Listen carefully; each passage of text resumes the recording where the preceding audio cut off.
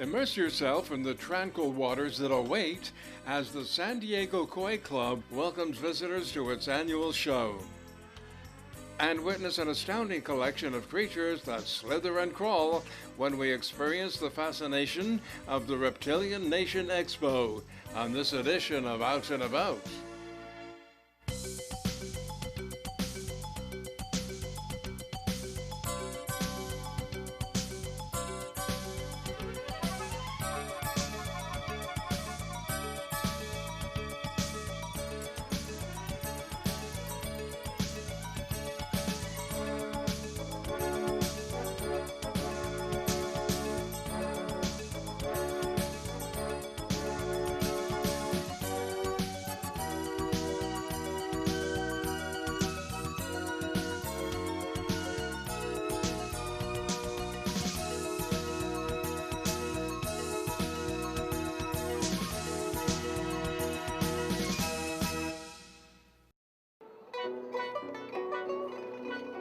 So it's something taken quite seriously in Japan.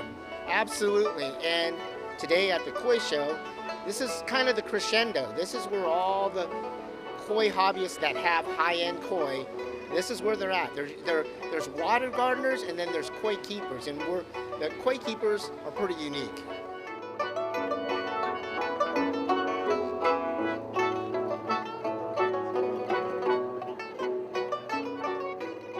The mystical and soothing realm of the koi fish hooks visitors at the Koi Club of San Diego's annual expo, offering club members and the public a chance to appreciate this comforting and rewarding hobby.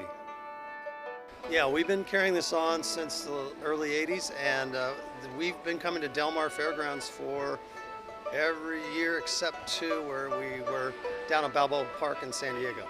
Now, for those who don't know, what is a koi? The koi, actually, the name for it is a Nishiki koi, which means fancy carp. It's actually from the carp family.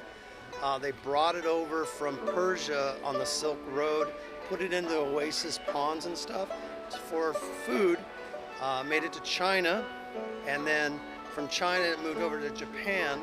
And it was just a source of food for the rice farmers. They'd have it out in their fields. Little did these rice farmers know that the fish they were raising for food would display an extensive rainbow of unique colors and complex patterns, setting them apart from other species. And once in a while, a white one or a yellow one would pop up.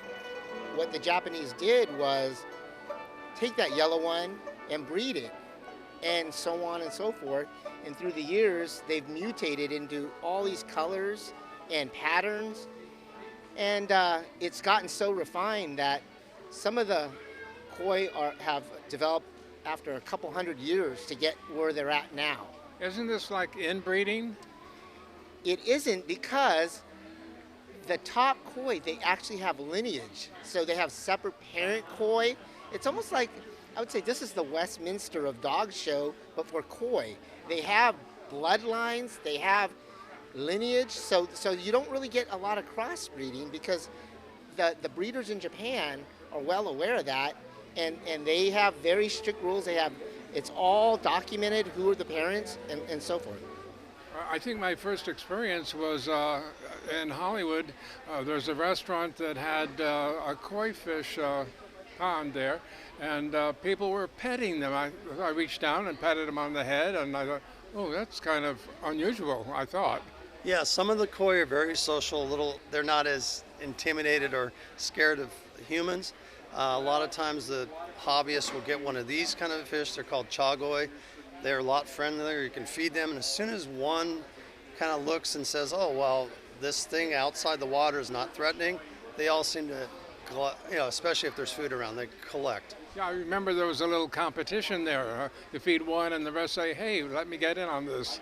And I've actually had fish in my own personal pond where I start feeding them, and the smaller ones, by all the agitation going in the water because they want to eat, they'll kind of knock them out of the pond, and I'll have to pick them up and put them back in the pond and go.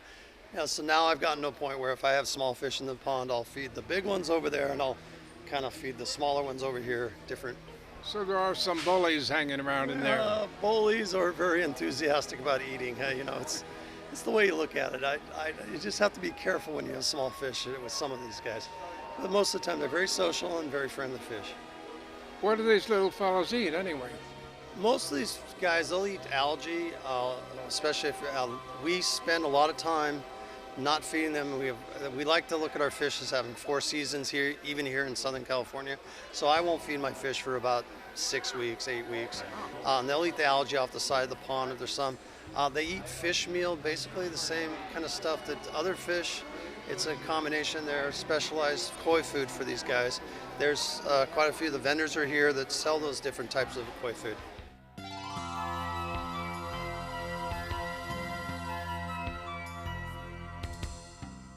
Patterns featuring koi fish have been the subject of artists for generations, like this display featuring purses and handbags that showcase the unmistakable koi design. Vendors attending the expo include landscapers specializing in ponds, and their displays feature decorative rocks and water pumps to keep the fish healthy and active. A variety of koi are available for purchase by this seasoned owner, as well as from first-time buyers. And in this unique display, we learn that these fish even have their very own rescue organization, like those for dogs and cats. A lot of times I'll get a call that says, hey, we just bought this house. We're remodeling the backyard. It's got 15 big koi. We want them to go away. So I go up and I take them and I find a home for them. You go to the pond. Sometimes you have to drain it down. You take a net, you catch the fish. You put them in a big plastic bag, put oxygen in it, and then put them in a tote. And I take them home and put them in a swimming pool or another pond. And then over time, I find somebody that's looking for fish. And I say, come on out, and I give them the fish, and they go home happy. It's kind of like cat or dog rescue, only it's fish. Yeah, in essence, it's basically the same thing, except it's a little more complicated with fish because they're a little more touchy about their environment. I see. I know you rescue them, but from whence do you rescue them? Well, they come from, for instance, these fish here that I have today, they've come from a home where the owner is terminally ill. She's in hospice. And the caregiver called me and said, hey, we've got all these fish. She's a club member. And said, we've got all these fish. Can you come get them? And I've known them for long. I've been in the club 7 years, so I know who it is. And I said, yeah. So I took all the fish except 8 out. We helped them get their pond up and running again because he had a stroke. She's terminally ill. They're both in their 80s.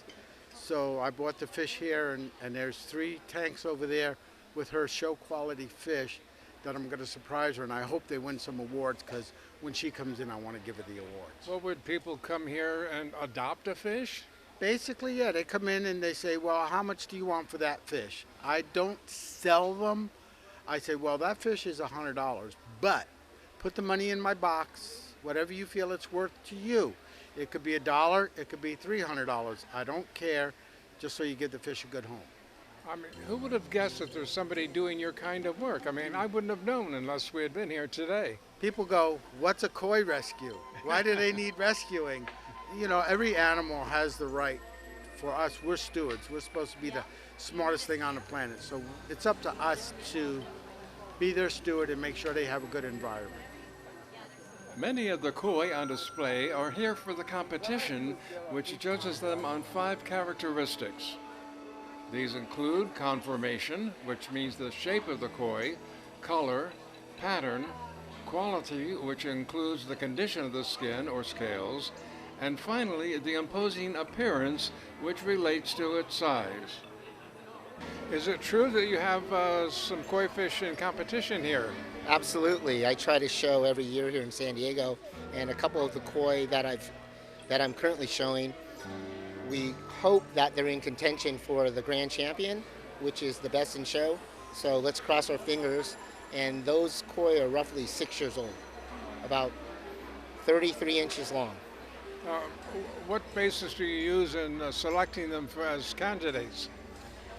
Body conformation, quality, and pattern. And the judges make a subjective determination and choose whoever they feel is the best koi in the show. Yeah, I saw those judges walking around eyeing your fish.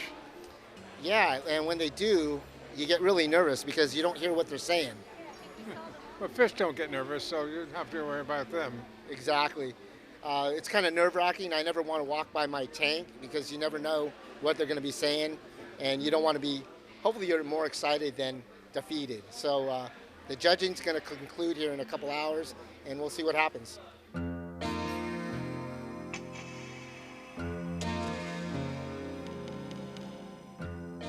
Judges rate the entries on the established criteria based on standards established by the many organizations around the world which cater to this fascinating and addictive hobby. There are quite a few organizations. The main one here in America is called the Association of Koi Clubs of America, and there are chapters throughout the United States. Next one is called ZNA. Basically, it started in Japan. So some of our judges here today are ZNA judges, some of them are what we call AKCA judges, and so they kind of combine their talents. So they're here to judge these fish. Yeah. What are some of the points of interest with the koi fish that you look for?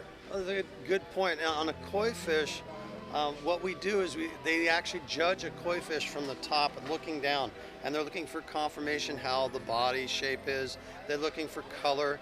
They're looking for if there's any blemishes or stuff. There's a couple of fish that may have a little blemish here. They'll deduct from there. Basically looking for elegance. How the fish swims, how the koi swims in the water. I mean, you can show that like sometimes these fish come in here and they're like, yeah, I'm the best thing since sliced bread. They do the backstroke, huh? They back up and they just looked in and they're like, oh, here come the judges. And they literally, this is me, you know. I my best know. shot, you know. Imagine, it's amazing. It is. They're really fun. They're really good to have, good things, good pets to have. We do this, like I said, every year for over a weekend, and there's quite a few. There's actually one in Los Angeles next week. What do you think it is about these fish that people find so attractive? I mean, even enough to put in their backyard in a pond. Well, I look at it as it's a great form of therapy. I come home from a stressful day. I'll sit down next to my pond and I'll look at my friends in swimming. As I said a little earlier, a lot of these koi become your friends. They live for over 30 years. And I've had a few in my own pond for about 18 years. But they're very friendly, very social, and just a great thing to have. And I can feed them and sit there, and it takes a lot of stress out of my life just looking at them.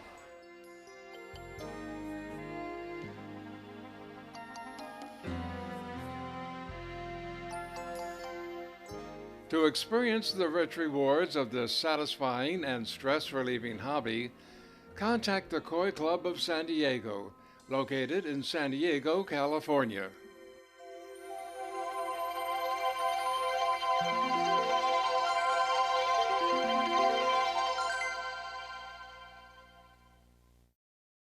When we return, we'll continue our fascination with exotic species when we mingle with a fascinating brood of lizards and snakes. Stay with us as fans of exotic pets shell out big bucks for turtles, pythons, and skinks when Out and About continues.